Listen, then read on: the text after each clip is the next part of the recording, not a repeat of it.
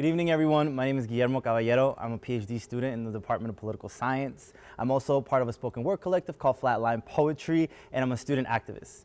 My Pecha Kucha presentation today is Moving in Likeness of My Mother, Identity Politics and Leadership in the Era of Trump. And I just want to give a thanks to Chanel and Jesus for assisting me in developing this. And this is a spoken word piece, so this is dedicated to my mother. When I was younger, I used to dream in the color of my mother's cooking. The white arepas were filled with ingredients of love: bologna, cheese, eggs, butter, and veggies. I was always happy when I was eating.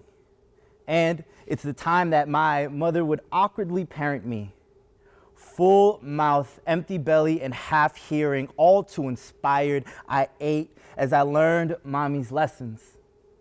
She would say, "Mijo, when I was younger, I would play soccer with the boys." Her posture would look like she conquered the world. She said, "I didn't care what your abuela said." She said, "I also fought for your uncles. That's right, I protected them. I didn't care what your abuela said." Mommy said she survived childhood at the end of belts and ridiculous gender norms. See, when mommy was 16, she moved to Venezuela to escape the patriarchal structures of my abuela's home. When I was 4, my mother and I moved us with family friends to a 2-bedroom apartment in Boston. I remember sleeping next to my mother in the living room. She always worked at least 3 jobs. She tells me, "You have to take it one day at a time." She would tell me how she would feed people that didn't have enough for themselves. She said, if I have enough for you and myself, then I have to look out for other people's. How do you make something out of nothing, mommy? She always tried to build bridges for my godfather and I. The tension between my godfather and I is enough to break a home. See, the piety of my mother's words sounded like church bells in the summer eve.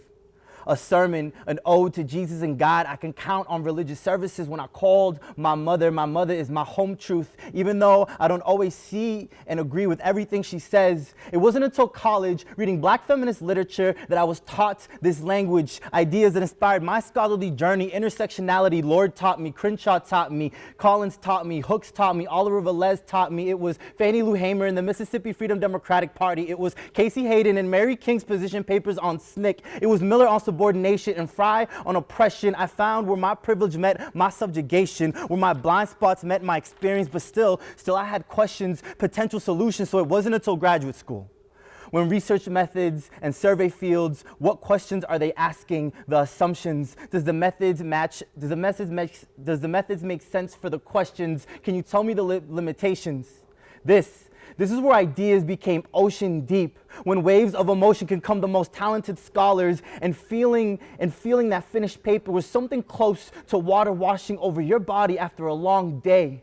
The stress, the anxiety, the lost nights crying to yourself, wondering if you were ever capable, slowly realizing you can and you have to, and that you have to hold on to those moments that kept your humanity intact, no matter how small. So when I told you I built an academic home, know that the foundation my mother made me supports the structure these readings built. Kobahi taught me, Hertzen taught me, Moringa and Aluza taught me. It wasn't until graduate school that I got a deeper meaning of third world women politics, the kind that feeds the belly of a hungry child and still ready to put in that work now. Now it makes all sense. Research shows that Latina and Black women politicians are more likely to address issues of poor people, children, people of color, more effective at advocating for poor women, more likely to be liberal, more likely to be successful than men of color, provide greater policy outcomes, be experts on certain topics, build bridges between groups, and in the midst of their success, still more likely to be marginalized by everyone else. Tell me, how do you turn disadvantage into success? Nadia Brown taught me, Valeria Sinclair Chapman taught me, Smooth and Simeon taught me,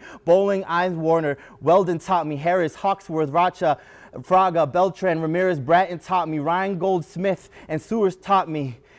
If you don't believe me, look at Patsy Mink, Maxine Waters, Shirley Chisholm, Yvonne Burke, Barbara Jordan, Linda Sanchez. Let's see what Baranga and Omar do. So when I tell you I move in the likeness of my mother, reinforced by these women's narratives, don't take me lightly.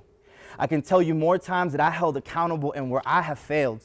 But nevertheless, the idea of my mother's strength shows me that is all possible. See, this is where politics is tied to my leadership. It's being present for folks when they need you. It's help connecting people with other people. It's leading groups. It's leading as a group. Leadership as process. It's being able to stand and say something when no one else does. See, I sometimes do this thing called activism. I might cause a ruckus. Older folks have called me rebel rouser. I was once called the Black Panther. There are moments within the student activist circle where you can smell the odor of misogyny. Something like 8th grade boy locker room and act smell. Sexist behavior so bad that when no one says anything for the umpteenth time, I have to address his behavior. Because he only ever spoke over women. Sometimes you just need to get rid of the cause. Now, there's an occupation at Hovde. A diverse group of people that care more about the lives of students on campus than most administrators, enough to speak out on racism and put their well-beings at stake. See, there's conflicts on perspective. I try to build bridges the way mommy would, having conversations about problematic behavior, reminding folks that there's internal labor that each one of us have to do, that we cannot be aware of everything, but that is why we have a coalition. If it takes a village to raise a child, then it takes a community to be a leader. Now, in the age of Trump and all his shenanigans, we have to work accepting the difference of others, building bridges, the same way Black women and Latina politicians are more likely to do. So I move in my mother's likeness, forever strong, forever persistent, forever unapologetic. To do this, I just don't know where mommy gets her strength, but I can recount a moment or two when she moved a mountain. Machismoism has no place in her presence. People will not go unfed in her presence. So my leadership is rooted in my mother's essence. Understanding my mother's lessons through these narratives I read every single day. A brown man whose mommy raised, Black power proud, and working all in his wokeness. Thank you.